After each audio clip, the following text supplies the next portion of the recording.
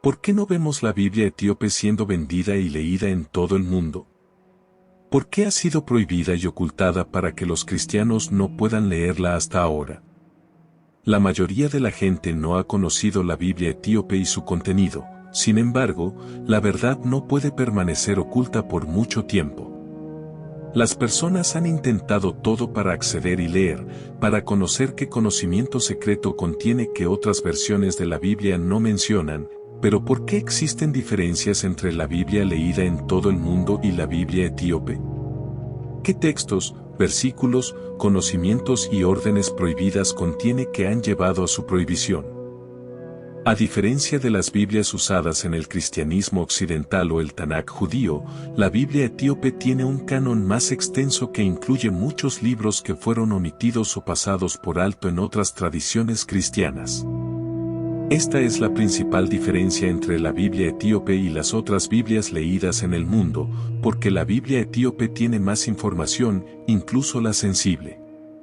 Ha sido prohibida, y se vuelve bastante difícil conocer las diferencias en las narrativas, especialmente porque la Biblia etíope no está ampliamente disponible. Estos textos a menudo son vistos como algunos de los aspectos más intrigantes de la narrativa religiosa. Con historias tan profundas y misteriosas que tienen el potencial de remodelar nuestra comprensión de las creencias judeo-cristianas, que datan fundamentalmente de la era cristiana temprana. La Iglesia Ortodoxa Etíope TAO es una de las denominaciones cristianas más antiguas a nivel mundial.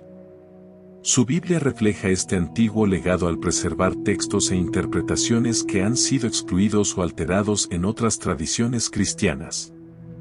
Conocida como la Mea Cetus o las Escrituras Sagradas, la Biblia etíope fue escrita inicialmente en ge'ez, un antiguo idioma etíope que era la lengua común de la Iglesia etíope y el Imperio Auma.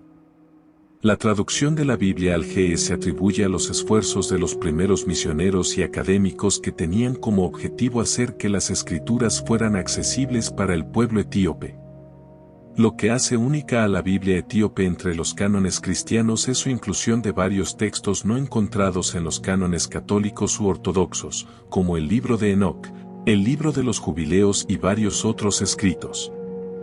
Estos textos adicionales proporcionan perspectivas sobre las creencias teológicas distintivas de la Iglesia etíope y sus conexiones históricas con las tradiciones judías.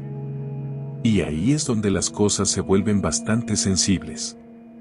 Como custodio principal de esta Biblia, la Iglesia Ortodoxa Etíope TAO considera que estos libros adicionales son integrales a su canon, reflejando el aislamiento histórico de la Iglesia y su identidad religiosa distintiva, relativamente no influenciada por los debates teológicos en el Imperio Romano.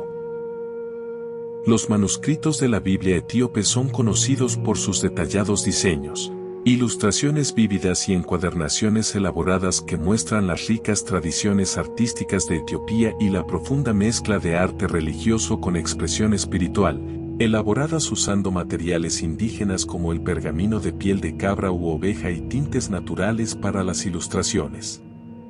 La Biblia etíope es un testimonio de la habilidad excepcional y del proceso intensivo en mano de obra involucrado en su creación. A pesar de no ser parte de los cánones judíos o la mayoría de las Biblias cristianas, el libro de Enoc tiene un lugar significativo en la Biblia etíope. Ofrece fascinantes perspectivas sobre la historia religiosa a través de su contenido, temas y contexto histórico, contribuyendo a una comprensión más profunda del apocaliptismo judío temprano y su influencia en la escatología cristiana. En la teología cristiana, la representación del Hijo del Hombre en el libro de Enoc tiene una importancia significativa. Este texto está lleno de temas de juicio divino, angelología y escatología a pesar de su impacto. El libro de Enoc eventualmente fue dejado fuera tanto del canon judío como de la mayoría de las Biblias cristianas. Sin embargo, su preservación dentro de la Iglesia etíope muestra la naturaleza diversa de la literatura y la teología cristiana temprana. El libro de Enoc ha fascinado a académicos y teólogos debido a sus detalladas descripciones de reinos ultraterrenos, complicada angelología y visiones apocalípticas, generando debates sobre sus orígenes y significado. El contacto inicial entre la Iglesia Ortodoxa etíope y el cristianismo europeo se remonta a la Edad Media temprana, pero fue limitado y no llevó a una comprensión exhaustiva de la tradición cristiana etíope. No fue hasta el aumento de la exploración europea y los esfuerzos misioneros en África durante los siglos XVIII y XIX que la Biblia etíope y su canon único llamaron la atención de académicos occidentales. La examinación del libro de Enoc y otros textos etíopes contribuyó a una reevaluación de la literatura judía y cristiana temprana, destacando la diversidad del pensamiento religioso en los primeros siglos cristianos dentro de la Iglesia Ortodoxa etíope. El libro de Enoc no es solo un libro antiguo, sino una parte integral de su escritura que da forma a las creencias y prácticas cristianas etíopes. Otra obra significativa que se encuentra en la Biblia etíope es el libro de Baró, que explora temas teológicos profundos como la justicia divina, la teodicea y la escatología. Este canon más amplio ofrece una comprensión más completa del mundo judeo-cristiano temprano. Además, la ascensión de Isaías incluida en el canon bíblico extenso de la Iglesia Ortodoxa etíope mezcla elementos de literatura apocalíptica judía y cristiana, proporcionando vívidas descripciones de viajes celestiales y reflexiones teológicas. La ascensión de Isaías se divide comúnmente en dos secciones principales, el martirio de Isaías y la visión de Isaías. La parte del martirio, que se inclina hacia temas judíos, relata la persecución y muerte del profeta Isaías durante el reinado del rey Manasés de Judá. En contraste, el segmento de la visión ofrece una perspectiva notablemente cristiana, detallando el viaje de Isaías a través de los 7 cielos guiado por un ángel. A lo largo de la visión de Isaías, el profeta asciende a través de varios niveles de cielo encontrando diferentes seres angelicales y presenciando la adoración y alabanza dada a Dios por estos habitantes celestiales. Las descripciones de los cielos son ricas en detalles simbólicos que reflejan tanto las creencias cosmológicas judías como las cristianas tempranas. La ascensión de Isaías explora temas teológicos centrales tanto en la literatura apocalíptica judía como en la cristiana. Uno de los temas significativos es el contraste entre la corrupción del mundo terrenal y la pureza de los reinos celestiales, subrayando el mensaje escatológico del triunfo del reino de Dios sobre los poderes terrenales. Otro tema central es la representación del Mesías, interpretado en contextos cristianos como una profecía de la encarnación, crucifixión y ascensión de Jesucristo, vinculando la ascensión de Isaías con el pensamiento del Nuevo Testamento. Se cree que fue compuesto entre finales del siglo I y principios del siglo II después de Cristo, reflejando las interacciones y tensiones entre las comunidades cristianas emergentes y los grupos judíos tradicionales durante ese periodo. Para los académicos, el texto sirve como una fuente valiosa para estudiar el desarrollo del pensamiento apocalíptico judío y cristiano, proporcionando ideas sobre cómo los escritores cristianos tempranos adaptaron ideas judías. Esto es lo que la Biblia ampliamente leída evita mencionar. Otra sección que incluye la Biblia etíope pero que otras Biblias no tienen es el libro de los jubileos. Es una antigua obra religiosa judía que se cree fue escrita en el siglo II a.C. Interesantemente, reinterpreta historias de Génesis y Éxodo con expansiones, interpretaciones y detalles adicionales, enfatizando la observancia del sábado, las leyes dietéticas, la circuncisión y la angelología. En la Iglesia Ortodoxa etíope, el libro de los jubileos tiene importancia, influenciando el pensamiento cristiano etíope a través de su cronología detallada de eventos bíblicos y énfasis en la ley y la observancia. Otro texto notable, el Quebran Agasto la Gloria de los Reyes II, aunque no estrictamente parte de la Biblia etíope en términos canónicos, tiene un lugar crucial dentro de la tradición cristiana etíope. Esta obra mezcla narrativas bíblicas, literatura apocalíptica y mitología nacional, narrando los orígenes legendarios de la línea de reyes salomónicos de Etiopía y formando un componente crucial de la identidad cultural y religiosa etíope. El Kebra Nagast tiene una profunda importancia más allá de su papel como texto religioso entre los etíopes, es una piedra angular de su identidad nacional y narrativa histórica. Esta epopeya entrelaza una mezcla de leyendas, escrituras y tradiciones orales fusionando fuentes judías y cristianas con folclore etíope. Comienza con el conocido relato de la visita de la reina de Saba al rey Salomón en Jerusalén, una historia familiar de la Biblia. Sin embargo, el Kebra Nagast amplía esta narrativa hablando sobre un romance entre Salomón y la reina que resulta en el nacimiento de su hijo Menelik. Posteriormente, Menelik viaja a Jerusalén donde recibe reconocimiento de Salomón antes de regresar a Etiopía con el Arca de la Alianza. En el corazón del Kebra Nagast se encuentra la historia de cómo el arca llegó a Etiopía. Según el texto, Menelik, acompañado por numerosos israelitas, transporta clandestinamente el arca a Etiopía.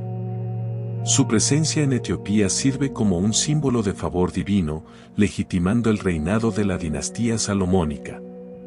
Esta narrativa lleva una profunda importancia religiosa y cultural para los etíopes, inculcando un sentido de orgullo e identidad espiritual entre los cristianos etíopes.